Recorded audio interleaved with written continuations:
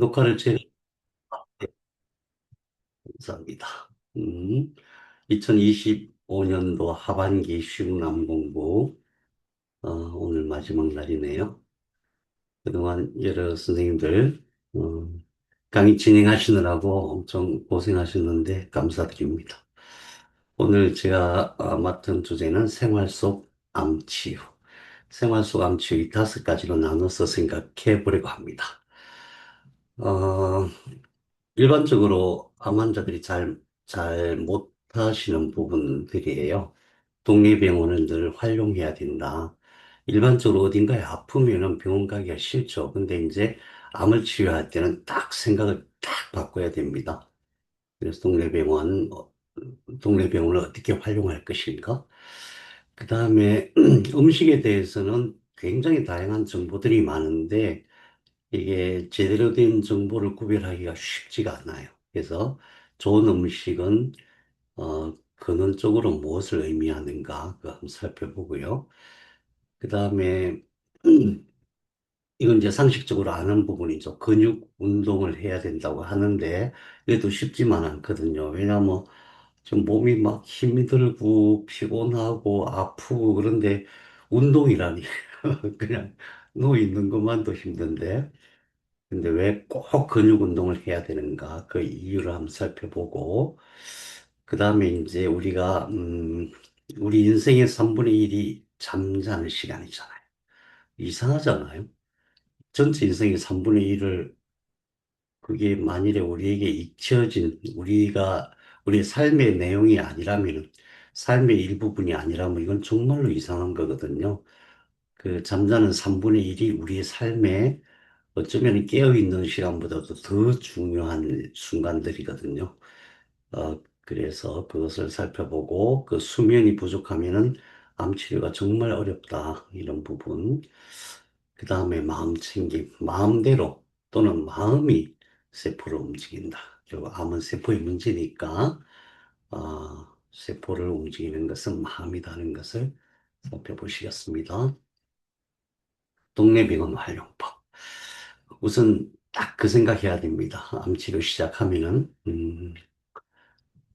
주치의, 보통 우리 6대 메이저 병원 가잖아요.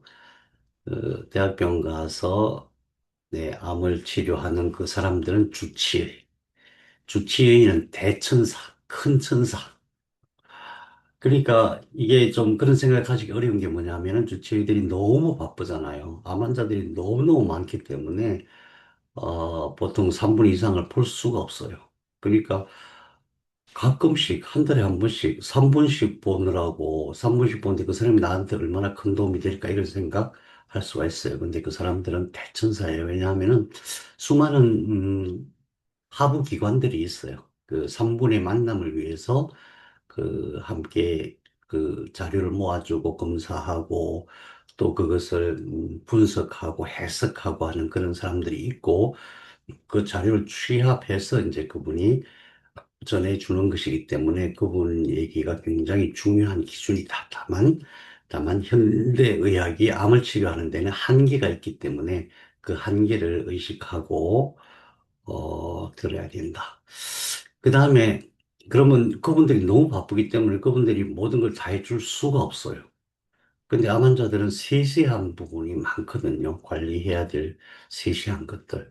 그래서 그런 부분은 물론 집에서 누군가 도와주는 사람이 있을 수도 있지만은 모르니까 잘 못 도와주죠. 그래서 동네 병원이 꼭 필요합니다.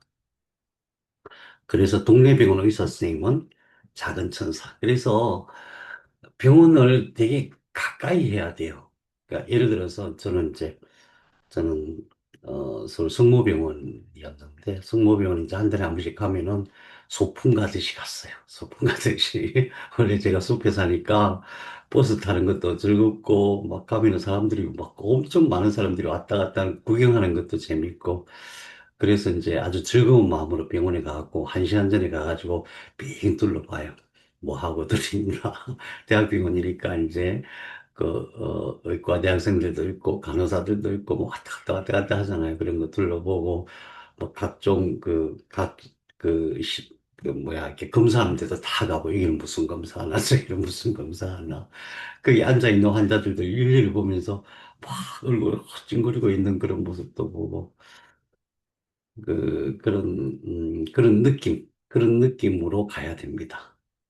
비록 3분 짧은 시간이지만은, 어, 그분들이 왜 그러냐면 그분들이 나를 도와주기 위해서 존재하는 분들이지, 나를 뭐 꾸지람하거나 나를 나무르거나 평가하거나 그런 분들이 아니잖아요. 그래서 그리고 기본적으로 그분들은 나를 돕고 싶어서 안달이 나 있는 사람들이에요. 얼마나 고마워요. 그렇다고 돈을 많이 내는 것도 아니야. 뭐 검사 한 번 하면 뭐 몇만 원밖에 안 내. 근데 막 별의별 검사 다 해주고 다 바쁘잖아요. 그런데 그거 갖고는 부족해요. 그거 갖고는 부족하기 때문에 특히 암이라고 하는 것은 굉장히 다양한 노력이 필요하고 많은 검사가 필요하기 때문에 동네 병원을 반드시 지정을 해둬야 됩니다. 동네 병원 어떤 병원이 좋냐 하면은 우선 첫 번째로는 그 의사하고 나하고 마음이 통해야 되죠. 그죠? 내가 말하는 것을 잘 이해하고 내 사정을 잘 배려해 줄 수 있는 사람이 제일 중요하고 두 번째로는 너무 시설이 없으면 좀 어려워요. 예를 들면은 혈액 검사를 할 수 있는 뭐 병리과가 있다든가 또는 CT나 MRI 찍을 수 있는 기본적인 급할 때는 그런 검사를 제대로 할 수 있는 그런 의용급 병원을 찾아두는 게 좋습니다. 그래서 그냥 의사하고 좀 사귄다 생각하고 다녀야 돼요. 수시로. 뭔가 아프면, 뭔가 불편하면 그냥 의사 선생님 찾아가서 이거 힘들어요. 막 너무 힘들 때는 가가지고, 아, 선생님, 다른 건 모르겠고요. 그냥 입원할래요. 한 며칠 입원시켜주세요. 이런 식이죠. 저도 그랬어요. 몸이 너무 힘들고, 뭐, 뭔가 어려움이 있을 때는 그냥 가가지고 의사 선생님한테 터놓고 얘기할 수 있는 그래서 그런 독립병원이 꼭 필요한데, 그 독립병원에서는 우리가 어떻게 할 것이냐. 그러니까 독립병원을 활용해서 그 의사랑 사귀듯이 자주 찾아가는 이유는 이 네 가지 때문입니다. 첫 번째는 주치의는 항암제는 주는데 해독은 안 해줘요. 근데 항암제라고 하는 것이 물론 독약이죠. 암을 죽이는 약이니까. 근데 정상세포도 죽이죠. 그러면 죽이고 나면은 끝나느냐? 그게 아니라 독성이 그대로 남아있어요. 왜 독성이 남아있냐면은 죽었기 때문에 그걸로 인한 내독소도 생기고, 그러니까 이제 이런 거죠. 약을 만들 때에는 이것이 이 성분이 직접 독을 만드는 또는 몸에 해롭게 하는 성분이 언제까지 남아있느냐, 그걸 반감기라고 하거든요. 약 성분의 약 효과를 발휘하고 그 다음에 사라지는 시간을 반감기라고 해서 거기에 맞춰서 이제 뭐 처방을 하기는 하지만은 우리가 모르는 게 이게 한 번 맞고 마는 게 아니잖아요. 항암제 한 번 맞고 또는 항암제 한 번 먹고 마는 게 아니잖아요. 최소한 몇 달이고 어떤 사람은 몇 년을 먹잖아요. 몇 년을. 그러니까 그걸로 인해서 내 몸속에 생기는 독소가 계속 쌓일 수밖에 없어요. 그래서 해독을 지속적으로 해줘야 됩니다. 이게 세포가 죽었으니까 그냥 세포가 죽었어. 그럼 몰라. 이게 아니에요. 세포가 죽는 것도 약을 만들 때는 반드시 용제가 들어가요. 그 약을 녹여야 되거든요. 어떤 성분을 녹여서 그것을 응축해야 되기 때문에 모든 약에는 용지 독성이 있어요. 그런 것들을 해독을 해줘야 돼요. 그러면 항암을 했는데 바로 해독을 해버리면은 항암제 효과가 없을 거 아니에요. 그래서 항암을 하고 나서 며칠 있다가, 대개 한 며칠, 세포독성 항암제 한 2, 3일 있다가부터 이제 독성이 나타나거든요. 그러면은 반드시 그것을 해독을 해줘야 됩니다. 그 다음에 그렇지 않다고 하더라도, 세포독성 항암제를 쓰지 않는다 하더라도, 또는 표적항암제를 쓰지 않는다 하더라도 암세포가 있는 한은 몸에 내독수가 많이 쌓이게 돼 있어요. 세포가 많이 죽어나가기 때문에 또 암세포는 산소 호흡을 안 하거든요. 가면 갈수록 무산소 호흡을 해요. 무산소 호흡을 하면은 젖산이 생겨요. 젖산 발효. 근데 그게 어떤 거냐 하면은 pH가 올라간다 그러죠. 양성자 수치가 올라가요. 그러면 양성자 수치가 올라가면 무슨 일이 벌어질까요? 전자가 부족해지죠. 그러니까 힘을 잃은 전자들이 산소를 만나서 물이 돼갖고 사라져줘야 몸속에 내독수가 없어져요. 근데 이 작용이 얼마나 중요한지 우리 몸에 산소를 공급하는 세포 수만 30조 개예요. 그것은 무엇을 의미하냐면은 각 세포에 산소가 제대로 공급이 안 되면 독소가 생긴다는 뜻이에요. 이 독소가 굉장히 빨리 생겨요.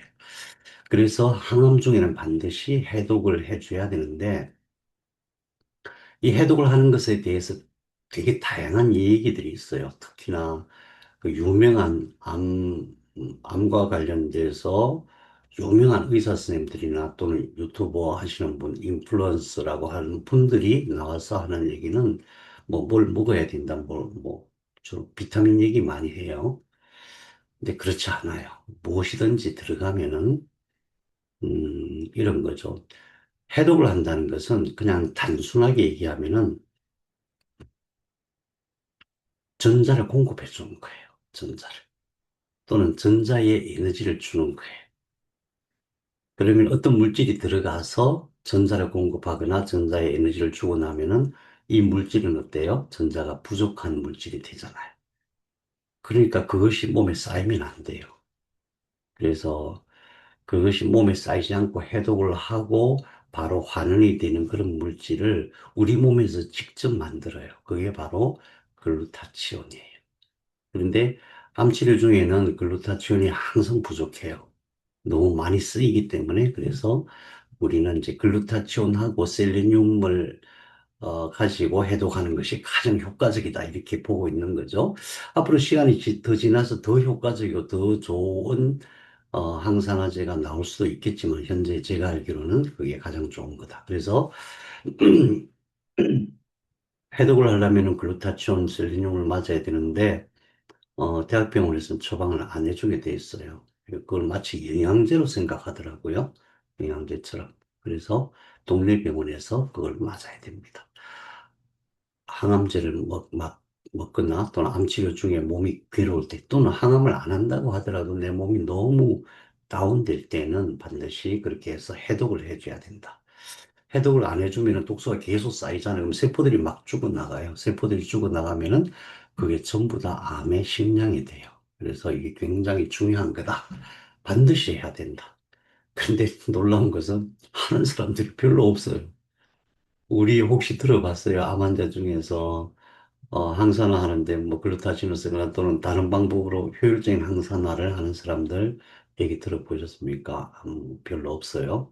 그러니까 그냥 항산화 식품을 먹어서 뭐 독소를 해독을 한다 이 차원이 아니고 굉장히 강력해야 돼요. 그 다음에 혈액검사인데 이 혈액검사 왜 중요하냐면은 이 암이 지금 치료가 되고 있는지 없는지를 신속하게 파악을 해야 돼요. 만일에 수술을 하거나 또는 항암이 끝난 다음에 보통 병원에 한 석 달 만에 한 번씩 가잖아요. 석 달 만에 한 번씩 가고는 안 돼요. 한 달 만에 확 변화될 수가 있거든요. 그래서 매달 내 몸에 암이 이게 치료가 되고 있는지, 치료가 안 되고 있는 상태인지, 정체되고 있는지, 또는 악화되고 있는지, 이거를 실시간으로 체크를 해야 되는데, 혈액검사가 100% 완벽한 방법은 아니에요. 근데 혈액검사를 하면서, 내 몸이 지금 어떤 상태인지 대충 알 수가 있어요. 그중에 제일 중요한 것이 적혈구, 적혈구는 다른 거 하나도 없어요. 적혈구 세포 자체가 숫자가 30조 개나 된다. 우리 몸을 구성하고 있는 전체 세포의 절반이 적혈구다. 적혈구 하나에 하나에 뭐가 들어있죠?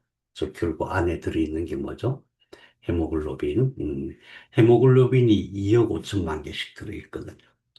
그래서 그것들이 제대로 작동 안 하면 바로 문제가 생기죠. 호흡 못 하면 바로 사망하잖아요. 그 원인이 적혈구가 산소를 잘 운반해줘야 돼. 근데 암 환자들은 항암을 하면은 어떻게 돼요? 적혈구, 백혈구가 막 확 줄어들어요. 왜냐하면은 적혈구, 백혈구를 만드는 세포는 그냥 골수세포잖아요. 골수세포가 자꾸 죽어나가기 때문에 그래요. 그래서 이 적혈구가 지금 얼마나 얼마나 숫자가 줄었는지, 또는 적혈구 용주기, 그 크기가 확 줄었는지, 또는 그 헤모글로빈, 적혈구 안에 들어가 있는 헤모글로빈 숫자가 확 줄었는지, 이런 것을 반드시 파악해야 돼요. 그래서 적혈구가 숫자가 확 줄었다 그러면은 큰일 나는 거거든요. 다른 게 문제가 아니에요. 그때는 항암도 잠시 중단해야 돼요. 항암도 중단하고, 뭐 먹는 항암제가 있으면 그것도 잠시 중단하고, 일단 적혈구 숫자를 높여야 돼요. 고압산소 치료 된다고 한다고 해서 산소가 들어가는 게 아니에요. 산소는 우리 입으로 충분한 양이 들어가요. 다만 그것을 혈액 속에서 산소를 포획해서 운반해야 되는데 적혈구 숫자가 줄어들면은 안 되는 거예요. 고압산소 치료가 약간 도움은 되겠지만은 그것이 완벽한, 그러니까 그것이 암 치료에 직접적인 도움이 되는 게 아니다. 왜? 적혈구 숫자 때문에 그렇다. 그 다음에 우리 백혈구 얘기를 많이 하는데, 백혈구는 그냥 100% 면역세포예요. 우리가 면역력이 높다, 면역력이 낮다 할 때는 면역세포가 많다, 면역세포가 적다, 딱 이 말이에요. 그럼 면역세포가 암을 치료하는 최종 군사들인데, 마지막 군사들이 면역세포들인데, 그때의 말 면역세포들이 줄어들면 왜 줄어들죠? 항암을 하면 반드시 줄어들게 돼 있잖아요. 줄어들면은, 그러면은 면세포가 줄어드니까 암을 억제를 못하죠, 몸이 스스로. 그래서 이 수치를 항상 봐야 돼요. 그래서 적혈구나 면세포가 줄어들어 있는 상태다. 이러면은 어떻게든 이걸 복구해 놓고 그 다음에 독약을 집어넣어야 돼요. 그럼 그대로 남아있는 상태에서 독약을 집어넣고 계속 이것들은 줄어들고 그러면 안 되는 거예요. 치료가 될 수가 없는 거죠. 그 다음에 간과 신장은 왜 그러냐 하면은 항암을 하든 뭐 어떤 방식의 치료를 하든 간에 우리가 뭔가를 먹잖아요. 그 먹는다고 하는 것은 거의 모든 치료제는 독성이 있어요. 그렇기 때문에 그것을 간에서 해독을 해서 신장에서 배출을 시키거든요. 간세포가 망가지고 신장에 있는 모세혈관, 신장에는 모세혈관 덩어리들이 약 100만 개씩 있어요. 덩어리가 100만 개씩. 그것들이 막 망가져 나가면은, 그 다음에는 해독이 안 돼요. 방법이 없어요. 간이 망가져 나가면은 몸에서 필요한, 세포가 필요한 어떤 성분들을 만들어낼 수가 없어요. 그래서 간과 신장이 안 망가지는 한도 내에서 항암을 하든 어떤 치료를 해야 돼요. 근데 그것을 늘 지켜봐야 되잖아요. 그래서 저는 한 달에 한 번씩은 반드시 혈액 검사를 해가지고 내 스스로 판단을 해봐야 돼요. 그 다음에 암 표지자는 이건 100%는 아니에요. 암 표지자는 뭐냐면은 모든 세포에서는 뭔가 이렇게 흘러나와요. 그 세포 안에 있는 어, DNA도 이렇게 조각조각 뒤에 나오고 거기서 만든 어떤 단백질도 나오고 그래요. 그래서 혈액을 검사해 보면은 암 단백질이 만들어내는 이런 표지자가 있어요. 그런 것들이 얼마나 나오는지. 예를 들어서 오늘 어떤 분이 자료를 보내주셨어요. 그 이제 제가 은퇴한다 그랬나? 아무튼 이제 안 한다고 그래서 그래도 자료가 왔는데 500페이지가 왔어요. 500페이지에 CD가 5장이 왔어요. 이제 지금 2기, 3기 선생님들은 뭐 500페이지 겁낼 거 하나도 없어요. 500페이지 중에서 우리한테 필요한 거 짝짝짝 뽑아서 A4 용지 2장으로 요약하면 되는 거거든요. 그런데 어쨌든 500페이지가 왔어요. 그래서 아니 나 이제 안 한다고. 그래서 서울에 계시는 다른 분한테 지금 넘겨드리려고 막 그러고 있는데 내용을 보니까 아이고 나 세상에 이분의 부인인데 벌써 치료한 지가 한 2022년부터니까 3, 4, 5, 한 3년 됐잖아요. 항암도 엄청 세게고 몇 년을 항암을 해요. 그 다음에 또 안 되니까 수술하고 근데 이제 항암도 안 듣고 수술 한 부위에서도 재발되고 막 이래갖고 막 간으로 피로 막 퍼지고 있는 단계. 어떻게? 난 몰라요. 이럴 수가 없잖아. 어쨌든 뭐 그분이 하든 안 하든 간에 지금 방법은 이 방법으로 해야 됩니다 하고 안내는 해드려야 되거든요. 그래요. 너무 많아요. 근데 어쨌든 간에 그런 분들도 그런 거예요. 벌써 한 3년 하다 보니까 소홀히 할 수밖에 없는데 병원에 찾아가서 의사 선생님 하는 얘기만 듣고 관리를 하니까 내가 지금 암이 나았는지 안 나았는지. 예를 들어서 항암을 한 30번 했어. 그러면 이제 의사 선생님이, CT 보더니, 암이 다 사라진 것 같아요. 그러면 그때부터 안심하고 있잖아요. 혈액 검사해서 내가 체크를 해봐야 되는데, 그러다가, 아니, 처음에는 이제 뭐 성모병원에서 많이 했다 그래 봐. 성모병원 막 엉터리라 그러고 의사 선생님 막 욕하고 그 다음에 어디로 가요? 서울대병원 가지. 서울대병원 처음부터 다시. 근데 서울대병원에서 막, 이 큰일 났어요. 그래서 수술했어요. 근데 수술하고 나서 조금 있다 바로 그냥 쫙 퍼지는 거예요. 그러니까 의사 선생님들만 믿고 있으면 안 된다. 우리가 뭔가 관리를 해야 된다. 어떻게 관리해야 되냐? 첫 번째가 적혈구, 백혈구, 간, 심장, 그 다음에 암 표시자. 이것은 내가 매달 체크를 해봐야 돼. 근데 이제 암 환자 본인이 직접 하기 어려우니까 이제 선생님들 같은 그 상담사들이 꼭 필요한 거죠. 그렇지 않으면은 지금 이게 낫는지 안 낫는지 악화되고 있는지 알 수가 없어요. 그 모르는 상태에서 가만히 있다가 막 당하는 사람들이 너무 많은 거예요. 너무 많아요. 그래서 반드시 동네 병원에서 한 달에 한 번씩은 가가지고, 어, 그러니까 원래 주치의한테 가서 처방받아갖고 하려면 너무 복잡해서 안 돼요. 그냥 집에 차 타고 잠시 가가지고 검사하고 혈액 검사하고 결과지 보고 그 다음에 결과지를 보고 분석은 해야 되니까 분석은 이제 상담 선생님한테 사진 찍어서 보내면 되잖아요. 그러면 지금 잘 되고 있는 것 같아요. 잘 억제되고 있어요. 그렇게 할 수 있는 거죠. 근데 만일에 중간에 뭔가 막 간수치 확 올라갔다 뭐 또는 백혈구 확 떨어졌다 그러면 선생님 지금 항암 일단 중지하세요. 그리고 빨리 보약을 드세요. 보약. 보약이 뭐예요? 음식이죠. 음식, 꿀, 뭐 또는 정 안 되면 아미노산 주사라도 그렇게 해서 빨리 몸을 회복시켜 놓고 그 다음에 항암을 해야 된단 말이죠. 그러면 실패하지 않아요. 그러면 실패하지 않습니다. 이게 너무 간단한 원리거든요. 평소에 내 체력을 잘 관리하면서 체력을 관리한다는 것이 뭐 만보 걷기 하고 뭐 밥 잘 먹고 그거가 아니라는 거죠. 그래서 혈액 검사가 반드시 필요하다. 근데 우리가 꼭 알아야 될 것은 암 치료하시는 분들 그걸 내가 해야 되나 뭐 의사가 알아서 해줘야 되지. 절대 못 해줍니다. 암 전문의들은 절대 이것까지 못 해줘요. 물론 검사는 병원 갈 때마다 검사를 하죠. 그렇지만은 내가 알고 있어야 된다. 그 다음에 또 한 가지가 통증인데 이게 암이 진짜 어려운 게 뭐냐면 통증이 생기면 그때부터 진짜 어려워. 그때부터 너무 견디기 힘들어요. 암 치료가 그래도 할 만한 건 통증이 없으면 할 만해요, 이거. 왜냐하면은 제가 그랬거든요. 저는 이제 처음에 통증은 없는데 몸이 완전히 깔아지는 거예요. 그러니까 이제 누워서 그냥 이러고 있으니까 모든 사람들이 와가지고 막 위로해주고 선생님 이제 우리가 다 할 테니까 선생님 그냥 가만히 계세요 이러고 집사람도 뭐 엄청 밥도 잘해주고 뭐 친절하게 해주고 너무 좋더라고요. 그래서 야 이거 할만하다.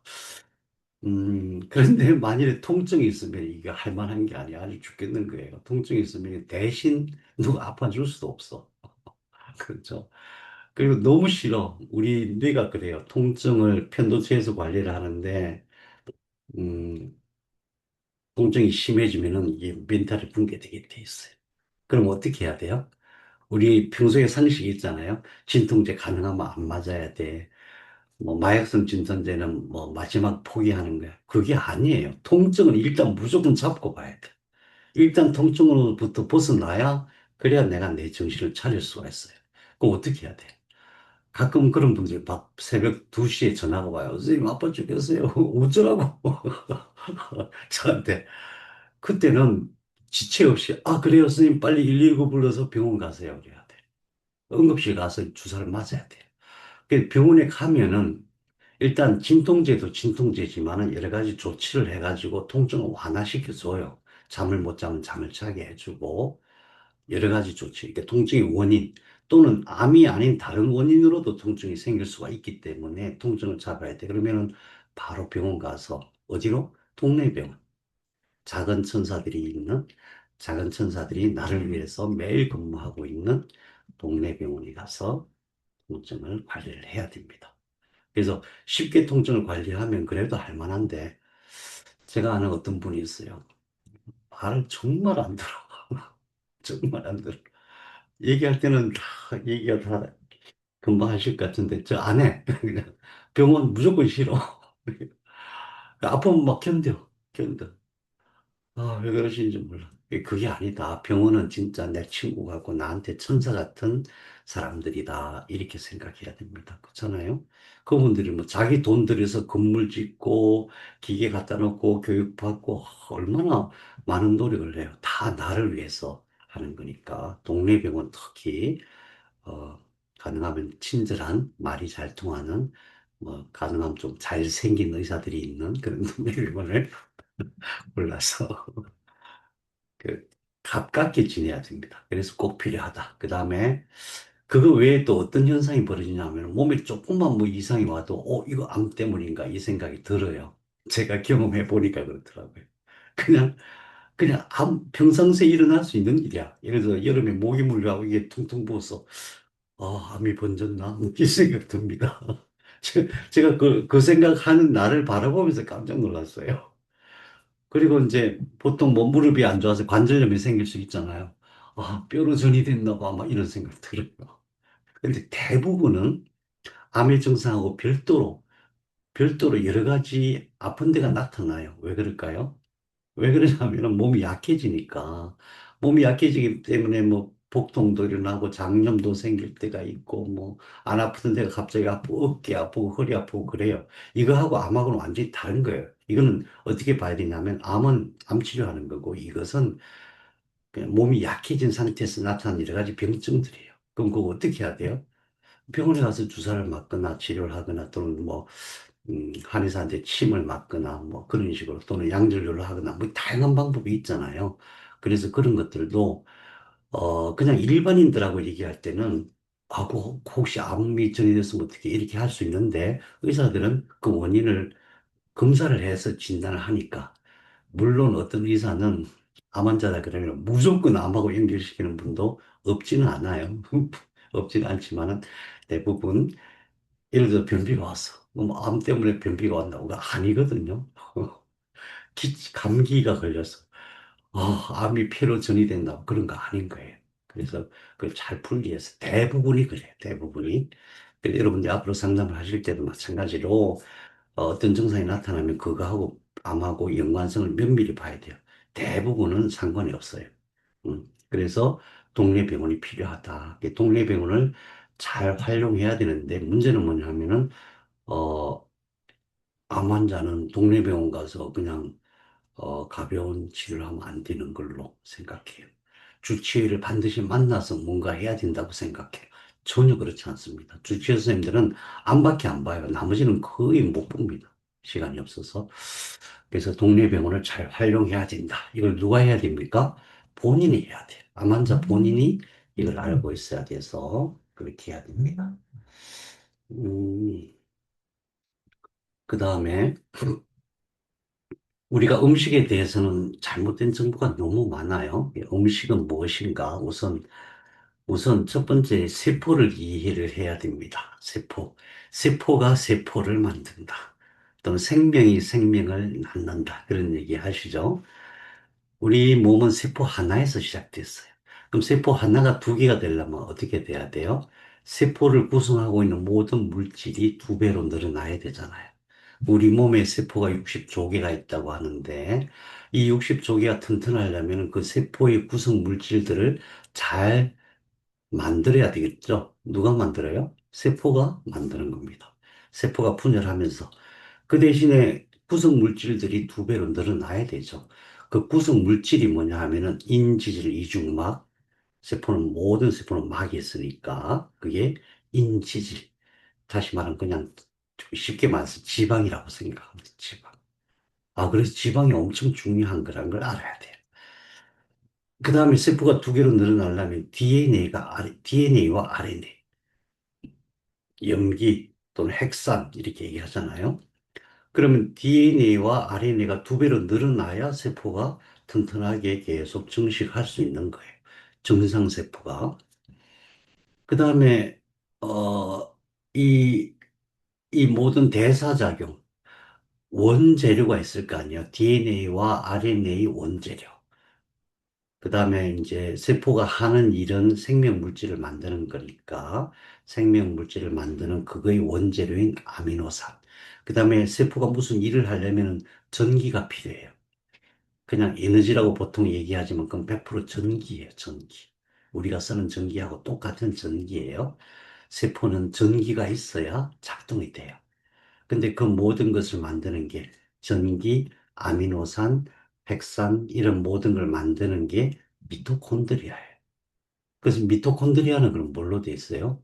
미토콘드리아에도 세포예요. 세포 속에 있는 또 다른 세포예요. 근데 이 세포가 굉장히 많아요. 300개에서 1000개.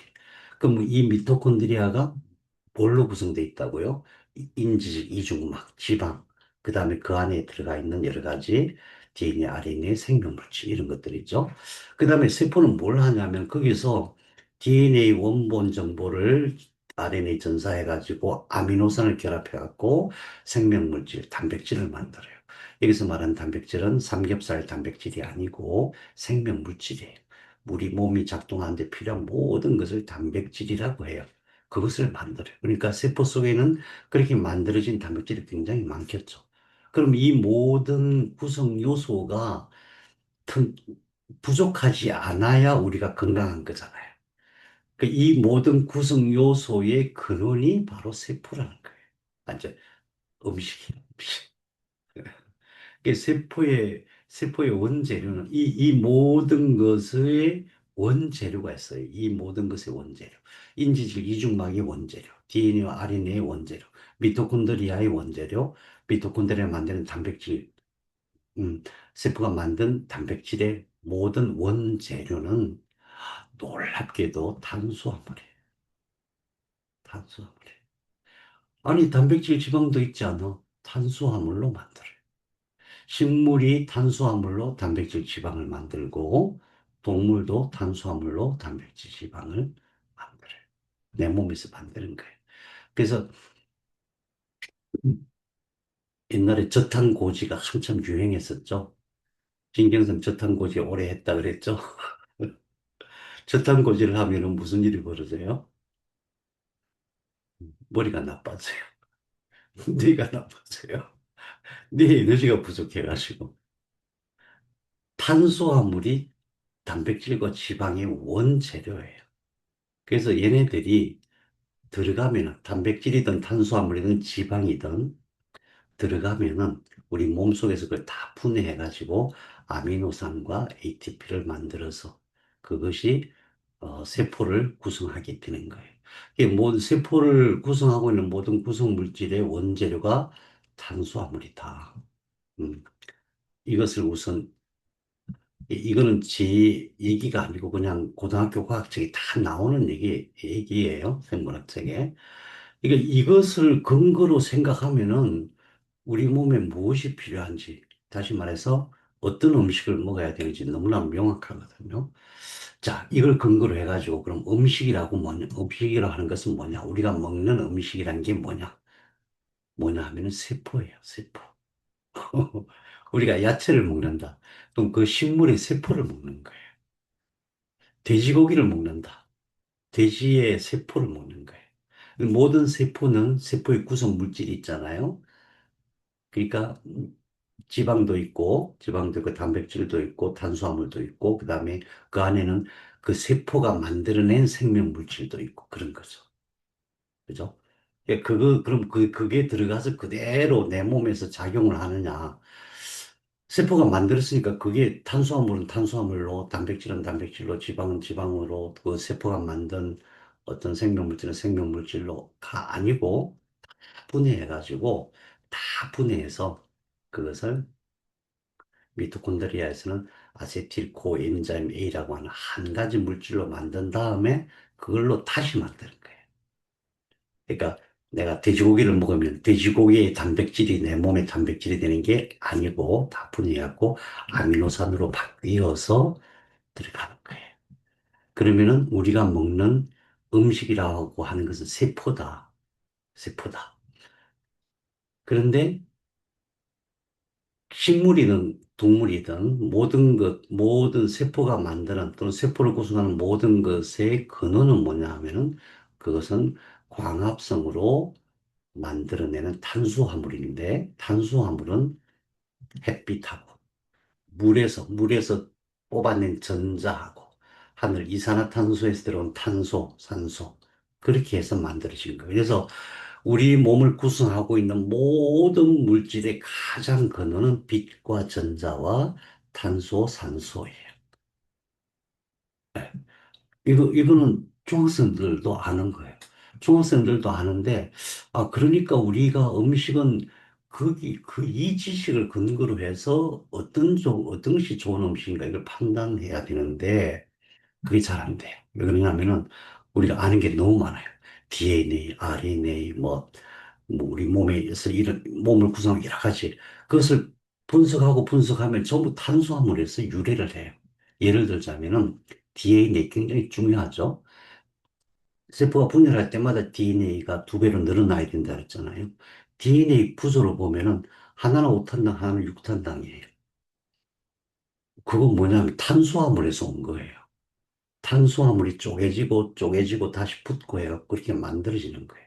이 모든 구성 물질이 탄수화물이다. 그래서 탄수화물이 중요하고 또 우리 몸에서 그 탄수화물 가지고 지방, 단백질 다 만들지를 못하니까 그와 유사한 물질들이 들어와서 쉽게 만들어지게 합니다. 이런 차원으로 봐야 됩니다. 그래서 우리 몸에서 필요한 구조 단백질이나 지방도 세포가 뭘로? 탄수화물로 합성하는 거다. 이게 탄수화물이 기본이다 하는 것을 이 지식에 근거해서 우리 좋은 음식이란 뭐냐? 첫 번째, 좋은 음식이란 모든 것의 근원이 탄소, 산소, 수소, 전자니까 이게 좋은 거야 돼. 좋은 탄소, 좋은 산소. 아, 이게 이제 이러면 어려워지죠. 아니, 좋은 탄소, 산소, 수소를 내가 어떻게, 나는 못해. 그런데 놀랍게도 식물이 좋은 탄소, 좋은 산소, 좋은 수소, 좋은 전자를 가득 담고 있어요. 가득 담고 있어요. 근데 문제가 뭐냐? 바로 우리가 따가지고 먹으면은 정말 신선한 그 에너지가 가득 담긴 탄소, 산소, 수소, 전자가 우리 몸에 들어가요. 맛도 달라요, 맛도. 이거는 제가 체험을 많이 해봤어요. 제가 이제 산에 사니까, 어, 그 텃밭에다가 이제 주로 뭐 심냐 하면은 상추, 여름에 가지, 고추, 호박, 이거거든요. 이것만 있어도 충분해요. 아침에 살짝 나가서 그냥 한 바구니 이렇게 따오면 돼. 몇 개 안 돼요. 가지 하나, 고추 한 10개, 깻잎도 있다. 깻잎. 제가 깻잎을 워낙 좋아해서 깻잎. 이런 거 몇 개 따가지고 씻어가지고 바로, 어, 삼겹살 한 몇 개 하고, 그렇게 싸서 된장국하고, 이렇게 먹으면은, 그거 진짜 황홀해요, 황홀해. 음식점에서 먹는 맛하고는 완전히 달라요. 왜 그러냐 하면은, 그 안에 들어가 있는 탄소, 산소, 전자, 이런 것들이 너무 신선한, 다시 말해 에너지가 가득 찬 거예요. 그러면은, 그러면은 이게, 도시에서 살면서 뭐가 문제가 되냐. 이것이, 수확해서 저장해가지고 운반하고 유통되는 과정에서 에너지가 다 빠져나가요. 그래서 모양은 똑같은데 에너지가 없는 음식을 먹는 거예요. 그래서 부족한 거예요. 그래서 좋은 음식은 첫 번째가 뭐냐면 신선해야 된다. 다시 말하면은 에너지가 가득한 것. 그것이 제일 중요해요. 우리가 보통 암 치료하시는 분들한테 음식 얘기할 때 하고 조금 다르죠. 근데 이제 이걸 기초로 해서 판단하면 된다는 뜻이에요. 그 다음에 반드시 피해야 될 게 있는데 진짜 중요한 게 호르몬이에요. 무슨 얘기냐 하면은 우리가 먹는 게 식물이든 동물이든 그 세포라고 그랬잖아요. 이 세포는 뭘 해요? 생명 물질을 만들어요.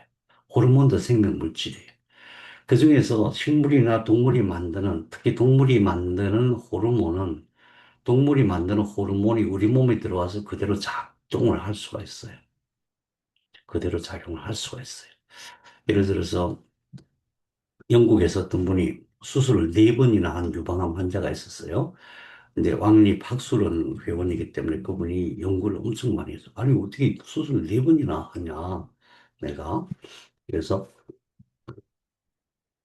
연구를 하다가 중국에서 특별한 현상을 발견했어요. 중국에서 닭고기와 계란을 먹지 않았을 때는 유방암 환자가 별로 없었는데 유방암 환자가 갑자기 확 늘어난 거예요. 보니까 계란 때문에, 계란.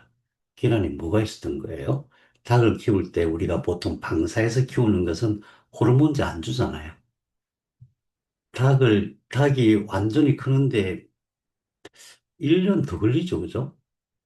집에서 키운 병아리가 완전히 근데 1년 더 걸려요.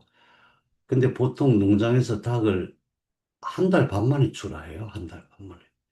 한 달 반 만에 1년 걸려 클 거를 한 달 반 만에 키우려면 뭐 줘야 돼요?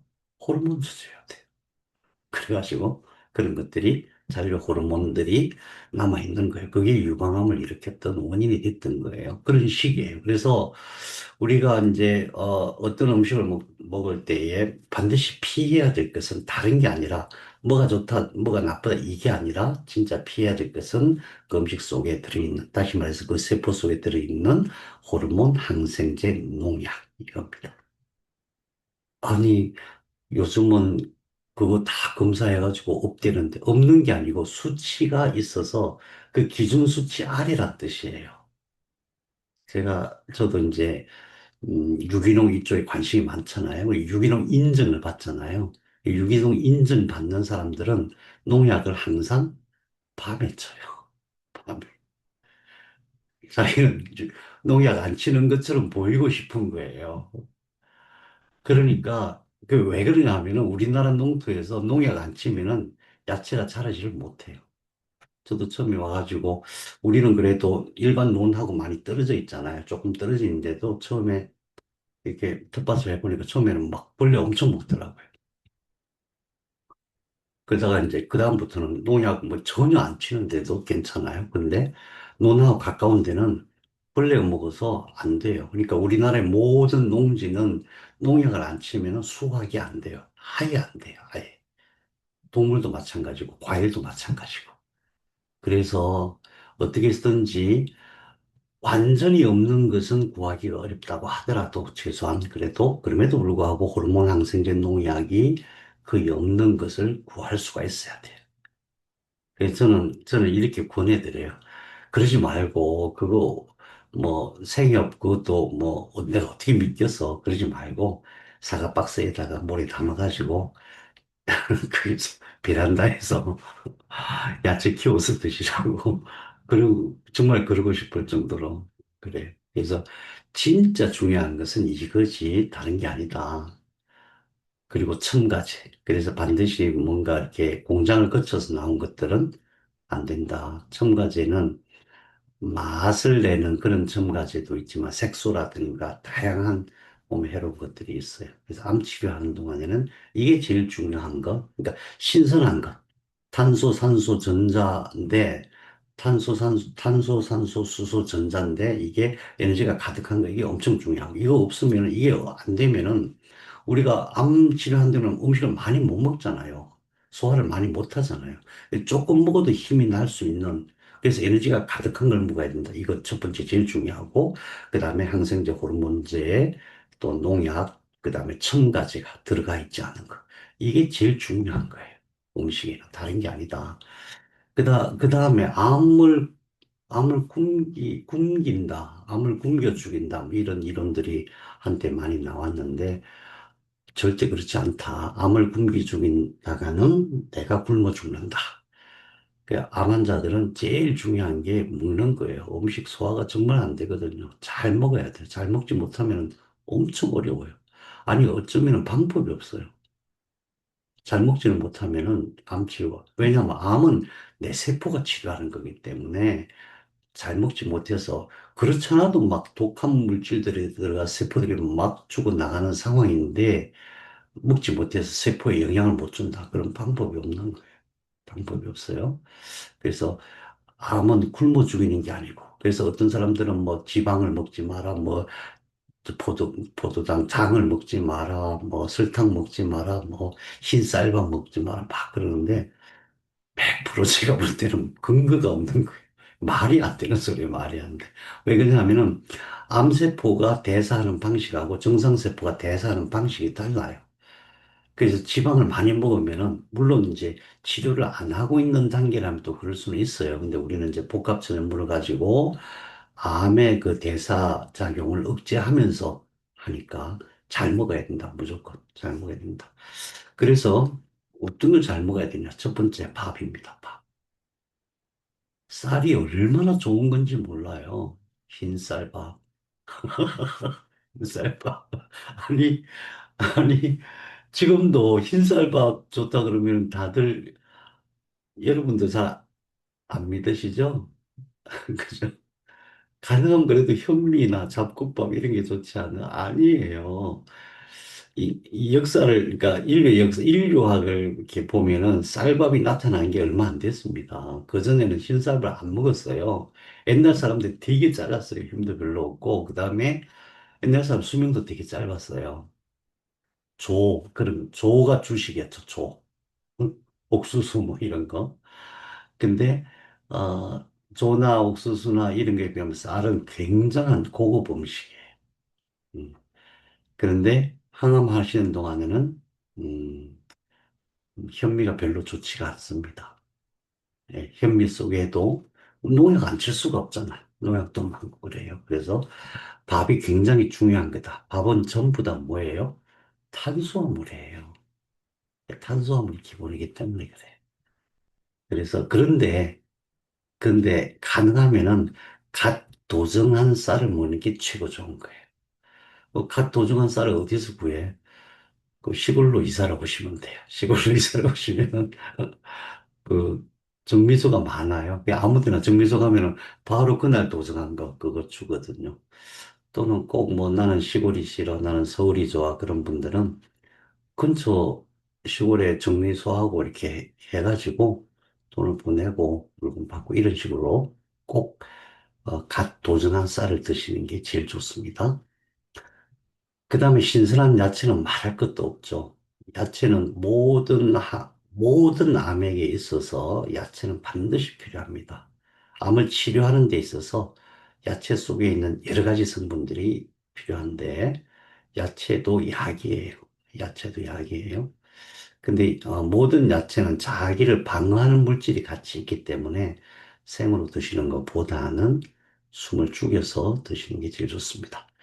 그 다음에 야채국과 곰국인데, 곰국이라고 박영호 선생님을 그 고운 것이라고 얘기하시더라고요. 푹 끓인 거, 푹 끓인 거. 그 세계 어느 나라를 가도 반찬을 국을 푹 끓여가지고 막 우리는 어떤 때는 막 밤새 끓이잖아요. 밤새. 그게 뭐냐면은 말하자면은 식물 세포에 있는 식물이 만든 약을 이렇게 추출해내는 거예요. 식물은 방음막이 굉장히 튼튼해요. 그래서 웬만해서는 그게 해체가 안 됩니다. 만일에 식물을 씹지 않으면 그대로 나와요. 씹지 않으면. 근데 우리가 중요한 것은 식물 그 자체가 아니라 식물 속에 있는 어떤 성분이 중요한 거잖아요. 그래서 우리가 장을 푹 고아서 먹는 그것은 옛날부터 그건 약이에요. 어느 나라를 가도 그런 식으로 먹는 데가 없어요. 푹 고아서. 그래서 암 환자들은 야채든 또는 뭐 도가니탕이든 뭐든 간에 푹 고아서 드시는 게 그게 진짜 약이다. 왜? 식물 속에 있는 좋은 성분들을 다 뽑아내서 그걸 흡수되게 만드는 것이기 때문에 이 야채 국을 드시는 게 좋습니다. 그 다음에 육류가 매일 45g 정도가 필요해요. 왜냐하면은 45g 이상 들어가면은 다 배출시킵니다. 단백질을. 왜 그러냐면 우리 몸에서 간에서 매일 우리 몸에 필요한 단백질을 400g씩 만들어요. 400g씩. 그래서 더 이상 많이 들어온 거 다 배출되기 때문에 많이 먹을 필요는 없는데, 다만 암 치료 중에는 반드시 육류를 드셔야 됩니다. 거기는 단백질, 지방이 충분히 있어요. 그러니까 우리 세포에게 필요한 단백질은 아미노산으로 바뀌겠죠? 그 다음에 지방은 특히 요즘 작년인가 올해부터 돼지고기 기름이 그렇게 좋다고. 옛날에는 돼지고기 절대 먹지 말라고 소고기 먹으라 그랬잖아요. 근데 소고기 기름보다 돼지고기 기름이 훨씬 좋다고 그렇게 얘기 나오잖아요. 그래서 어쨌든 기름과 단백질이 굉장히 필요한데 육류는 매일 드셔야 돼요. 매일 45g 정도씩 드시는 게 제일 좋은데 생선이 제일 좋고 근데 맨날 생선만 먹으면 맛이 없어요. 그리고 오기고기, 닭고기, 염소, 돼지 이제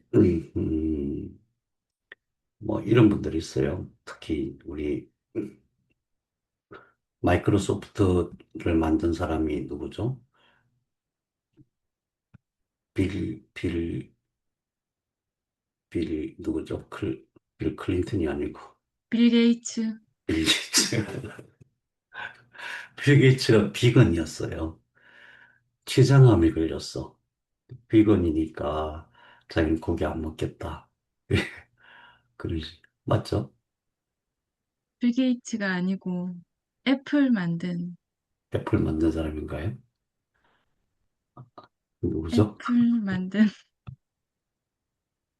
아무튼 여러분도 잘 아시는 아무튼 췌장암으로 돌아가신 분이 있어요. 세계 최고의 부자였다가 음.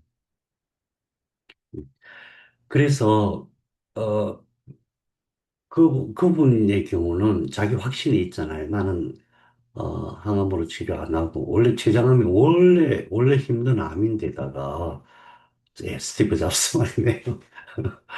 스티브 잡스. 그래서 결국은 치료가 안 되고 급속하게 돌아가셨어요. 돈은 얼마나 많아요. 세계 최고의 의사들한테 치료를 받아도 안 됐던 거예요. 그래서 어쨌든 비건이든 아니든 간에 물론 이제 그렇죠. 어떻게 내가 살자고 살아있는 동물을 죽여서 내가 먹냐. 뭐. 그 생각도 아름다운 생각이긴 한데 어차피 이 세상은 먹고 먹기는 세상이잖아요. 그래서 고기, 생선을 먹어야 된다. 생선, 오리고기, 닭고기, 염소, 돼지고기 다 좋습니다. 차마 이 개고기는 못 써놨어요. 옛날 같으면은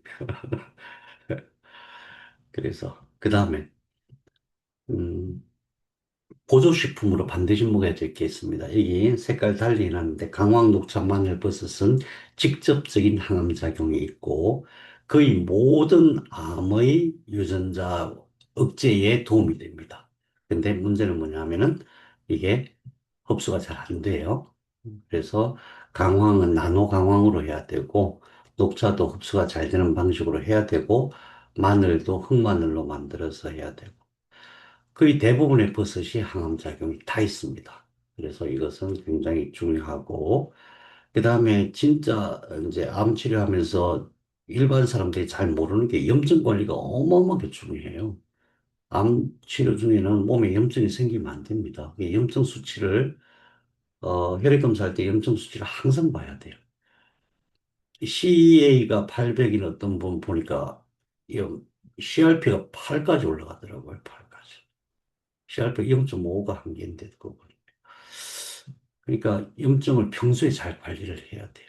그래서 염증을 관리하는데 여러 가지 방법이 있겠지만 우리가 제일 쉬운 게 프로폴리스 같아요. 프로폴리스. 그 다음에 암을 치료하는데 암은 우리 에너지 치료에서 말씀하셨지만 뇌와 척수 건강이 암 치료의 성패를 좌우한다고 해도 과언이 아니거든요. 척수와 뇌가 세포의 관리자이기 때문에 그래요. 그래서 뇌 건강에 있어서 음식과 관련 최고 중요한 게 장내 미생물이에요. 이 장내 미생물 때문에 유효한 게 정말 좋은 게 유산균, 낙산균, 알로에, 백주효모, 그다음 꿀도 참 좋습니다. 어, 팥도 좋은 걸로 요 근래에 팥도 그렇게 나오는데 팥은 음식을 많이 먹기는 좀 어렵죠. 그렇고 그 다음에 암이 오래되면은 이제 신경을 자극하려고 그래요. 이 신경이 튼튼해야 됩니다. 신경이 스스로 방어해낼 수 있을 정도가 돼야 돼요. 이 신경이 장악당하면 그때는 안 됩니다. 거의 안 됩니다. 그래서 평소에 신경을 튼튼하게 해야 되는데 신경이 제대로 작동하기 위해서 꼭 필요한 게 아연, 칼슘, 용융, 소금입니다.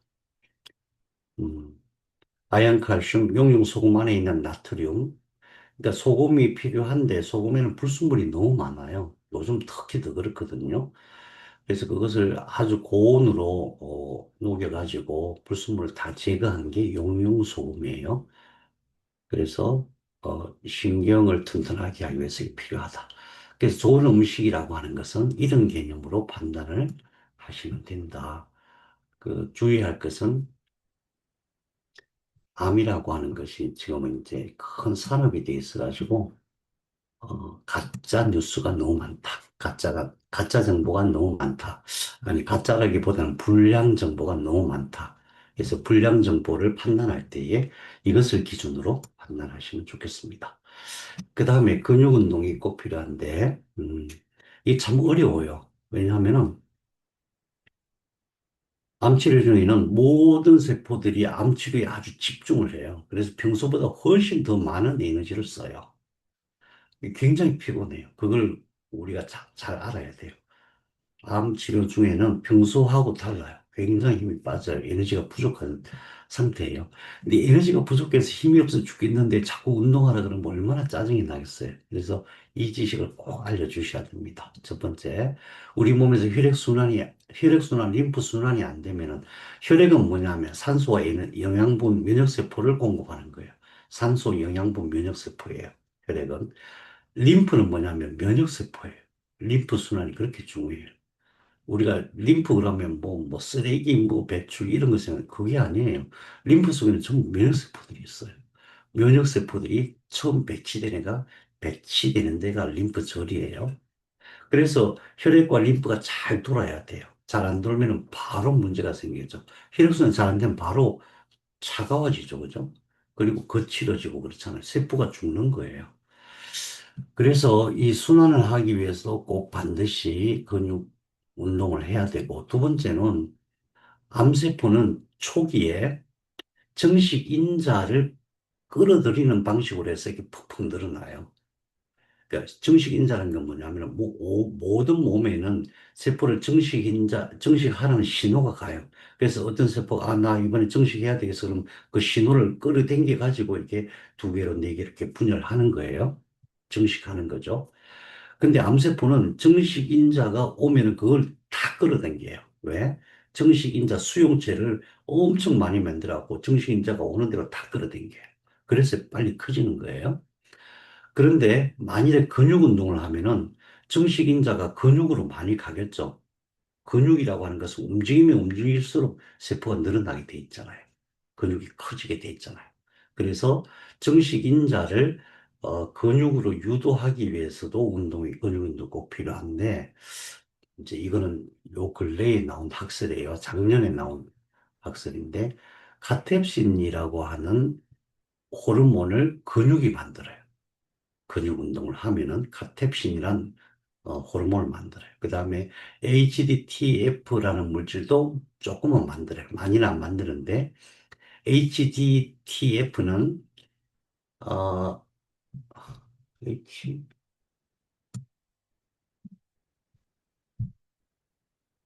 HDTF 맞나요?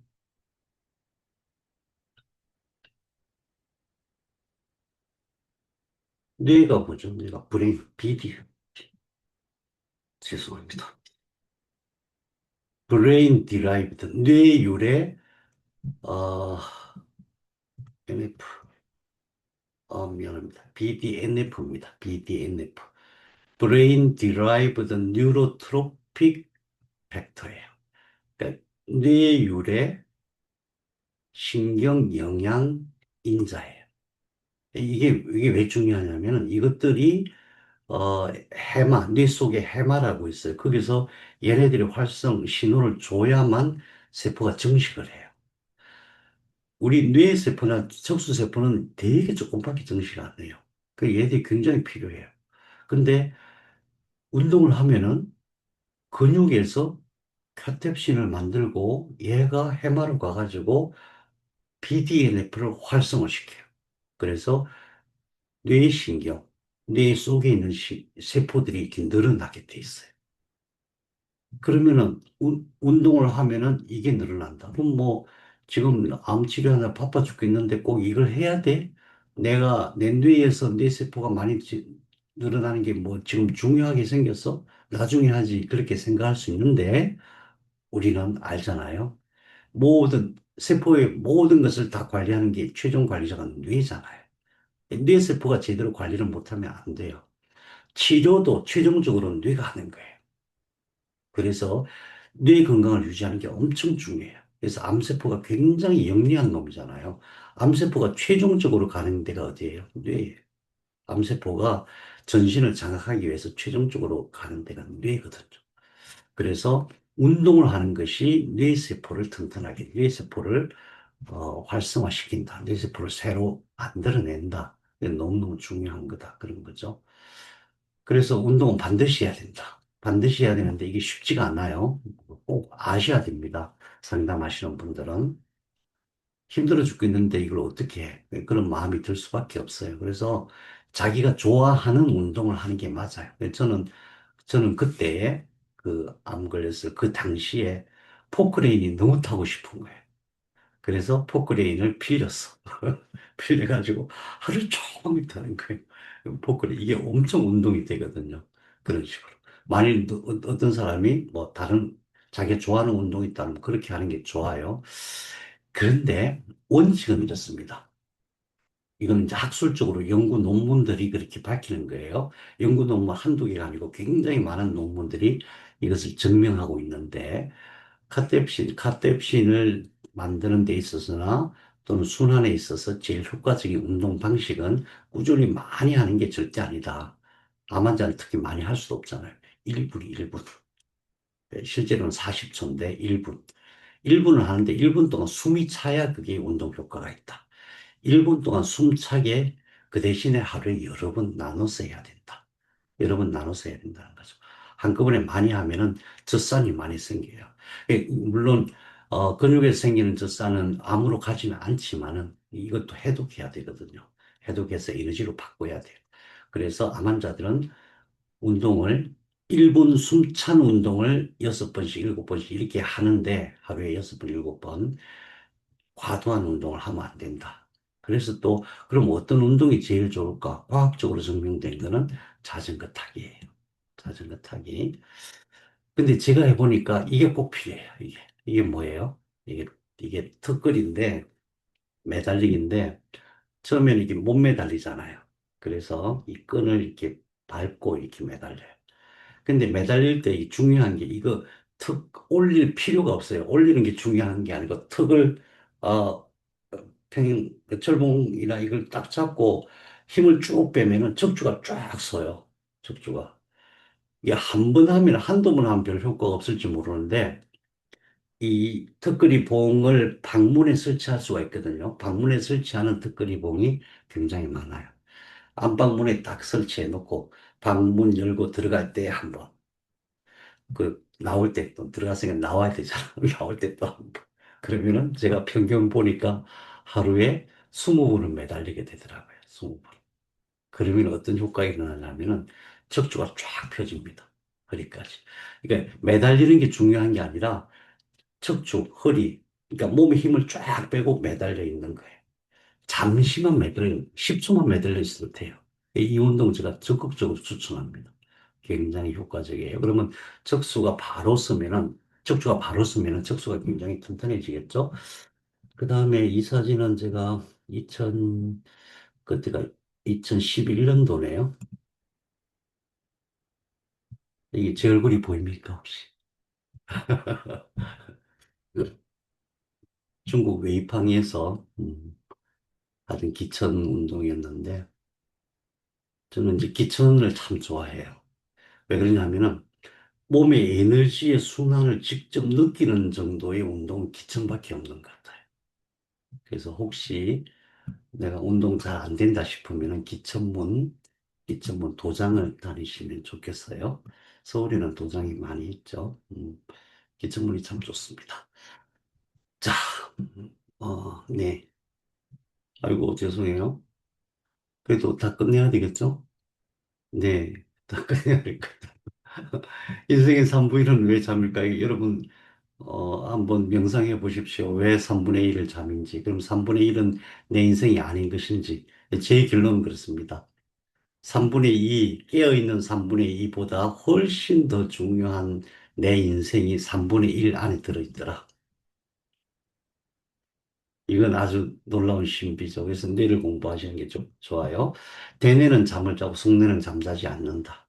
그러니까 잠자는 게 아니에요. 대뇌가 쉬는 거예요.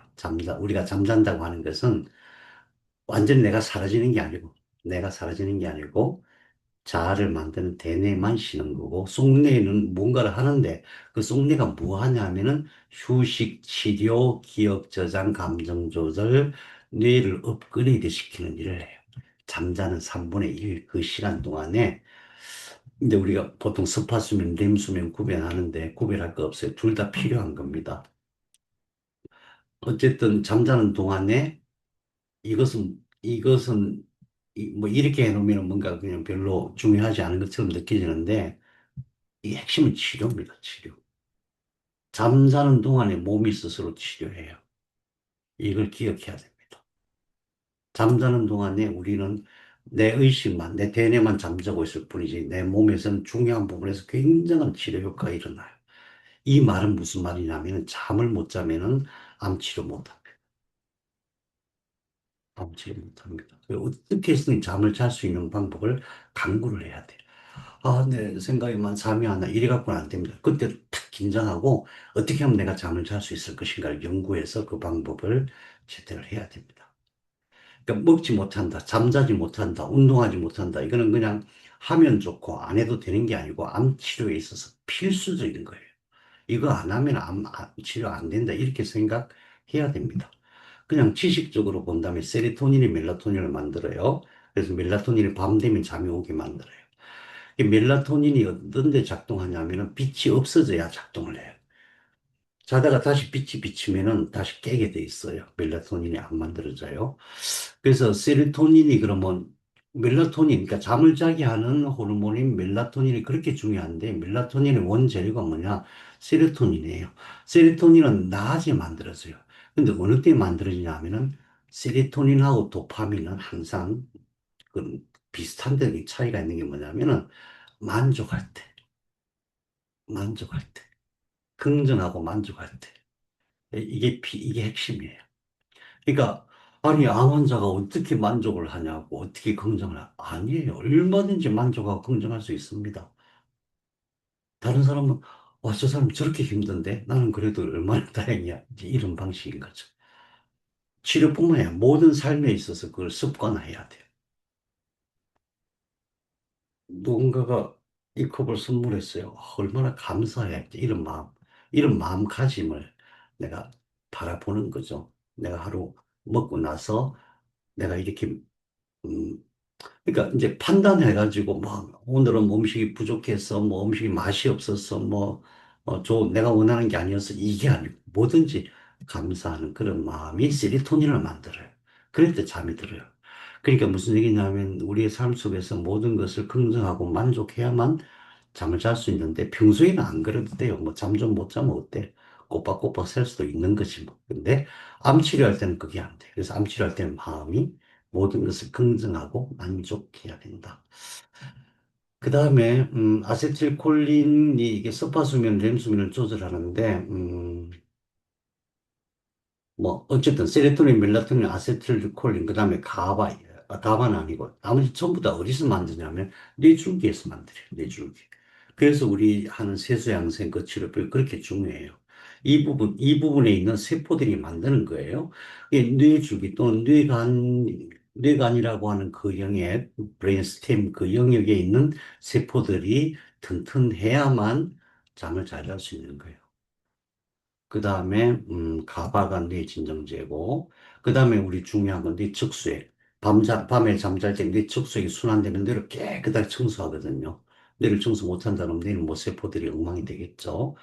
우리 잘 아시겠지만 뇌측수액의 흐름을 어, 깨끗하게 하기 위해서 잘 흘러나오게 하기 위해서 여기 경부 림프절을 전기로 자극을 해줘야 되죠. 자, 그래서 만족과 안심, 그 다음에 잠자기 전에 반드시 명상해야 됩니다. 왜 그러냐면은, 여러분, 대뇌에서 어떤 생각을 갖고 있잖아요? 그러면 잠잘 때는 속뇌에서 속내에서 그걸 이어받아서 생각해요. 그러면 잠이 제대로 안 돼요. 대뇌하고 계속 왔다 갔다 해요. 그래서 생각을, 결론을 지어야 돼. 생각을 멈춘다. 멈출 수 없어요. 내 생각이 나는데, 생각을 멈춰야지. 안 멈춰져요. 여러분 해보신 분은 아시겠지만은 내가 생각을 멈춘다고 멈춰지지 않아요. 다만 생각의 결론을 내려야 돼. 오늘 뭔가 많은 생각을 했어. 그러면 다 명상하면서, 그래, 이것은 결론 여기까지. 이거는 결론 여기까지. 이렇게 결론을 내려야만 생각이 사라집니다. 그래야 깊은 잠을 잘 수 있어서. 그 다음에 잠잘 때 이걸 기대하십시오. 내 대뇌가 쉬는 3분의 1 동안에 내 몸이 완전히 새로워지는 거예요. 새롭게 태어나는 거예요. 그걸 기대하면서 자야 됩니다. 대부분 열심히 사람들이 암에 잘 걸려요. 이 열심히 사람들 특징이 뭐냐면 잠자는 게 아까워가지고 잠은 죽어서 자야지 뭐 이러고 있는 거예요. 그게 아니라 내가 깨어있는 순간보다 잠잘 때 훨씬 공부 많이 합니다. 여러분 놀라운 게 뭐냐면은 제 공부가 어떤 때는 내가 놀라울 때가 있어요. 내가 어떻게 이런 생각을 했지? 막 이럴 때가 있어요. 그런 것들 전부 잠자면서 생긴 것들이에요. 잠잘 때 공부 안 하는 것 같죠? 진짜 공부는 잠잘 때 해요. 놀라운 비밀이죠. 그래서 수면이 그렇게 중요하다. 마음 챙김 얘기를 많이 하고 싶은데 제가 간단하게 이게 과학에서 근거한 겁니다. 소강섭 교수님이라고 있었어요. 제가 처음에 소강섭 교수님 때문에 강길정 교수님을 만나고 또 김현 교수님 이분들이 이제 공부를 영향을 많이 받았는데 소강석 교수님 평생 뭘 공부했냐면은 서울대 물리학과 교수님이셨거든요. 지금은 이제 작고하셨는데 이분이 그 북한의 봉한학설을 공부하신 분이에요. 봉한학설을 새로 연구하신 분인데 이분의 결론은 뭐냐 하면은 평생 연구가 몸속에 있는 빛의 흐름이에요. 이게 바이오포톤이라고 지금은 이제 벌써 이제 세대가 지난 거예요. 소강석 교수님이나 강길정 교수님의 그 세대를 지나서 지금 이제 바이오포톤이 어, 빛 치료 직접적으로 빛을 찌려서 어떤 파장에 어떤 강도의 빛을 쬐어서 치료하는 그런 쪽으로 많이 발전했지요. 근데 근본은 뭐냐 하면은 우리 몸속에서 빛이 막 나오는 거예요. 제일 많이 나오는 데가 이 노공이라는 혈이에요. 그리고 실제로 우리 몸에서 바이오포털이 많이 나와요. 왜 빛이 나올까? 왜냐하면 우리 몸이 빛이기 때문에 그래요. 근데 빛의 특성은 뭐냐면 정보를 갖고 있어요. 정보란 말이 어려운 그냥 생각이라고 했대. 그런데 우리가 왜 그 상상이 안 되냐면은 빛은 무리를 지으면서 다녀요. 빛은. 근데 그 무리를 짓는 빛의 알갱이 숫자가 보통 수백 조 내지 수천 조예요. 생각을 해보세요. 수백 조 그러면은 뭐 상상이 안 되잖아요. 수백 조가 어떤 모양으로 형성돼 이게 정보예요. 어떤 배열로 되어 있는가 이게 정보. 그래서 빛이 정보예요. 빛 그 자체가 정보라고 보면 되는데, 자, 그래서 결국은 우리 몸이 빛덩어리고 우리의 몸은 그 정보로 움직이는 것이고 그 정보의 총합이 뭐냐? 우리의 생각이에요. 그래서 우리의 생각이 세포의 운명을 결정하는 거예요. 우리의 생각이 세포의 운명을 결정해요. 그런데 중요한 것은 암을 치료하는, 암세포는 무슨 세포예요? 약간 돌아버린, 약간 미친 세포거든요. 정상세포가 봤을 때 약간 돌아버린 세포예요. 돌아버렸지만 돌아버린 사람이 나쁜 거 아니잖아요. 돌아버릴 이유가 있는 거잖아요. 그죠? 세포도 마찬가지예요. 돌아버릴 수밖에 없던 어떤 상황이 있었던 거예요. 그래서 돌아버린 세포를 정상세포로 바꾸려면 어떻게 해야 돼요? 세포가 치료하는 거예요. 약을 먹고 하는 것은 억제하고 도와주는 것 뿐이지 결국 완치는 세포가 하는 거예요. 그럼 세포가 치료를 하겠다 또는 돌아버린 이 세포가 내가 정신을 차려야 되겠다 라는 생각을 할 수 있는 방향을 누가 제시했냐면은 생각이 제시하는 거예요. 그래서 생각은 물론 내 의식세계만 있는 게 아니기 때문에 조금 어렵긴 하지만 어쨌든 내 생각이 내 암을 치료한다는 거예요. 간단히 얘기하면은. 그래서 척수가 내가 생각을 만들고 그 생각이 세포의 운명을 결정한다. 내 척수뇌가 우선 튼튼해야 되지만은 척수와 뇌라고 하는 생각의 도구, 생각을 만드는 우리의 우리 어떻게 보면 가장 소중한 존재죠. 그것을 가지고 내 생각을 바꿔야 돼요. 뭘 바꿔야 되냐? 암 환자들의 기억은 과거의 기억이 되게 안 좋아요. 나를 힘들게 하는 기억이에요. 근데 놀라운 것은 뭐냐면은 과거는 바꿀 수가 있어요. 아니, 내 과거를 어떻게 바꿔? 놀라운 소식이 있잖아요. 만일에 내가 내 과거를 바꿀 수만 있다면 얼마나 놀라워요? 근데 과거는 바꿀 수가 있어요. 이건 제 얘기가 아니고 양자 물리학에서 하는 얘기예요. 왜 그러냐면은 과거는 얼마 전에 있고 이제 사라진 게 아니에요. 과거, 현재, 미래는 지금 여기 있는 건데 과거는 어떤 형태로 있냐면은 기억이라는 형태로 있어요. 그러면은 기억을 바꾸면 되는 거예요. 아니, 기억을 어떻게 바꿔? 기억의 본질이 뭐냐? 기억의 실체가 뭐냐? 기억은 실체가 있는 것이 아니고 내가 해석한 거거든요. 그래서 기억은 얼마든지 바꿀 수가 있어요. 그래서 과거의 기억을 바꿔야 돼요. 왜? 암에 걸리게 한 것이 과거의 기억이에요. 과거에 힘들었던 무엇이에요. 그것을 바꿀 수가 있어요. 그러면 그 다음에 뭘 해야 되느냐? 미래의 기억으로 살아야 돼요. 왜? 미래의 기억은 내가 가장 원하는 것을 내가 미래의 기억으로 만들기 때문에 그래요. 내가 진짜 하고 싶은 거, 진짜 행복하고 싶은 거. 그럼 미래의 기억은 시간이 지나야 미래가 다가오느냐? 아니에요. 과거, 현재, 미래는 따로 떨어져 있는 게 아니에요. 이게 중첩되어 있는 거예요. 그럼 과거의 기억을 바꾸고 미래의 기억으로 내가 사는 거예요. 그러면은 신나게 살 수 있어요. 신나게. 아무 상관없어. 암 걸렸다고 말도 나는 신나게 재밌게 살 거야. 그런 경지까지 오를 수 있는 거죠. 말도 안 되는 소리 같지만 그렇습니다. 그래서 명상이 중요한데 명상 중요합니다. 근데 암 환자들은 이렇게 명상하기 쉽지 않아요. 평소에 이렇게 하시고 저는 이렇게 했습니다. 이렇게 누워서 근데 놀라운 거는 저는 사실 왜 이렇게 하면 진짜 깊은 명상이 되는지는 설명하기 좀 어려운데 놀라운 것은 누워 있고 인당에다만 의식을 약간 집중하고 가만히 기다려요. 기다리면은 정말 좋은 미래의 기억이 나한테 와요. 아, 이거 이렇게 해야 되겠구나. 저렇게 해야 되겠구나. 하고 싶은 게 너무 많아지고 어떻게 하면 되는지도 너무 명확해져 버려요. 제가 이제 바빠지고 막 혼탁해지면 이게 안 돼요, 이게.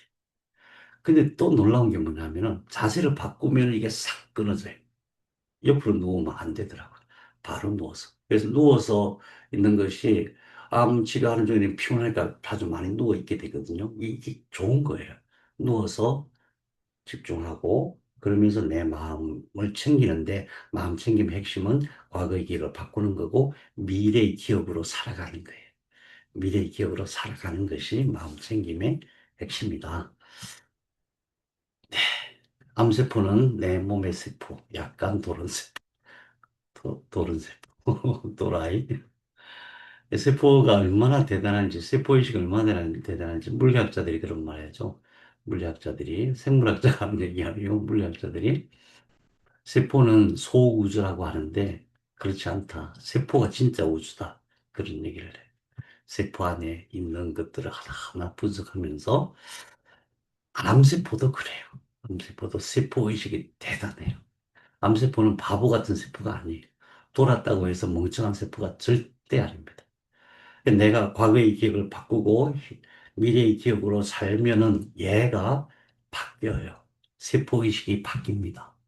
대단히, 대단히 영리한 세포예요. 그래서 나와 내 속에 있는 모든 것들이 서로 연합해서 즐겁고 행복하게 살면 돼요. 행복하게 못 사는 게 너무 뻔하기 때문에 암이 안 낫는 거예요. 이 거짓말이 안 통하는 세계거든요. 뭐 의식의 세계는 거짓말이 안 통해요. 그래서 과거의 기억을 지우고 바꾸고 지우는 게 아니에요. 바꾸는 거예요. 이것도 소중한 거예요.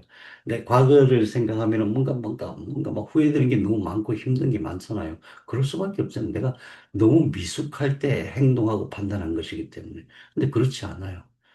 그래서 저는 헬만 헤세의 청춘은 아름다워라. 그게 너무나 막 가슴에 와닿는 거예요.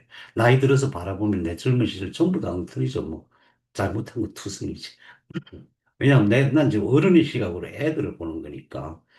그런데 그게 너무 아름답다는 것을, 너무 아름다운 내 삶이었다는 것을 생각하는 그것이 바로 과거를 바꾸는 방식이에요. 그다음에 미래의 기억은 내가 이렇게 이렇게 하면 너무 좋겠어. 아, 이건 이렇게 하면 되겠고, 저건 저렇게 하면 되겠구나. 그걸 실천하는 거예요. 그렇게 해서 중요한 것은 뭐냐면 즐거운 게 중요할까요? 행복한 게 중요할까요? 둘 중에 만일에 하나를 선택한다면 즐거운 게 중요할까요? 행복하게 더 중요할까요? 제 경험으로는 즐거운 게 중요합니다. 즐거워야 돼. 뭔가 재미가 있어야 돼. 사는 게. 그래서 함께 즐겁고 행복한 삶을 살기로 합시다. 나는 신의 모습, 소중하고 아름답다. 여러분 모두가 그렇습니다. 여러분 모두는 더 아름다워요. 더 아름답잖아요. 저에 비하면 우리 모두는 다 그래요. 음. 비록 암 치료 중에 막 힘들고 몸이 뭐 형편없고 피부도 안 좋고 내 안에 있는 아름다운 신의 모습, 소중한 신의 모습으로 내가 살아가는 것이죠. 이게 진짜 가짜가 아니고 헛소리가 아니고 진짜 신나는 즐거운 삶을 꿈꾸며 우리 모두가 완치되기를 간절히 축복을 드리겠습니다. 감사합니다.